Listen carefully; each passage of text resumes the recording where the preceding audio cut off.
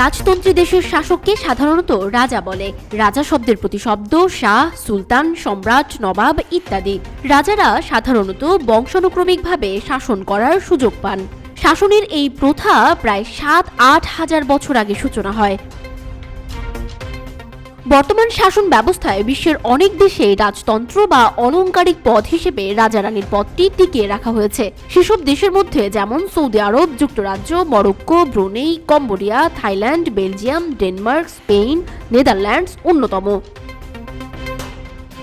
অর্থ সম্পদে বিশ্বের সবচেয়ে ধনী রাজা কে জানেন? কেউ হয়তো বলবেন সৌদি আরবের রাজা, আবার কেউ বলবেন ইংল্যান্ডের রাজা। আসলে কিন্তু মোটেও তা নয়।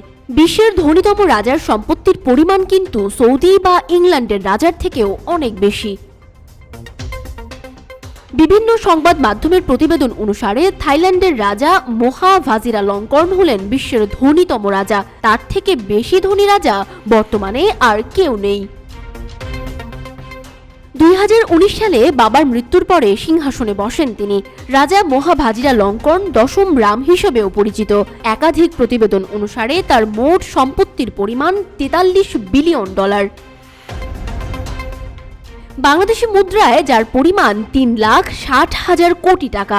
বিভিন্ন জায়গায় বিনিয়োগের মাধ্যমে বিপুল পরিমাণ লাভ করেন থাইল্যান্ডের রাজা। Real estate, cement company, bank of থাইল্যান্ডে তার বিনিয়োগ রয়েছে। থাইল্যান্ডের রাজার ব্যক্তিগত জীবন নিয়েও কম চর্চা হয় না। জানা যায় একাধিক নারীকে বিয়ে করেছেন তিনি। নামজাদা অভিনেত্রী, এমনকি বোনকেও বিয়ে করেছেন মহারাজা ভাজিরালঙ্কর্ন। ইতিমধ্যে ৪ বার বিয়ের পিঁড়িতে বসেছেন থাইল্যান্ডের এই রাজা। ১৯৭৭ সালে প্রথম বোনকে বিয়ে করেন তিনি। তারপর এক অভিনেত্রীর সঙ্গে গাঁটছড়া বাঁধেন। এরপর ২০০১ এবং ২০১৯ সালে বিয়ের পিঁড়িতে বসেন মহারাজা ভাজিরালঙ্কর্ন। থাইল্যান্ডের রাজার শিক্ষা সম্পন্ন হয়েছে ব্রিটেন ও অস্ট্রেলিয়ায়। ভাজিরালঙ্কর্ন পেশায় একজন ফাইটার পাইলট। থাইল্যান্ড সেনার হয়েও কাজ করেছেন তিনি। মোহা ভাজিরালঙ্কর্নের বাবাও ছিলেন অত্যন্ত বিত্তবান ব্যক্তি। ২০১১ ফোর্বস ধনীতম রাজাদের তালিকায় একদম উপরে ছিলেন মোহা ভাজিরালঙ্কর্নের বাবা রাজা ভূমিবল অতুল্য তেজ। সাজ্জিদা আফরিন সোনিয়া, রূপালী বাংলাদেশ।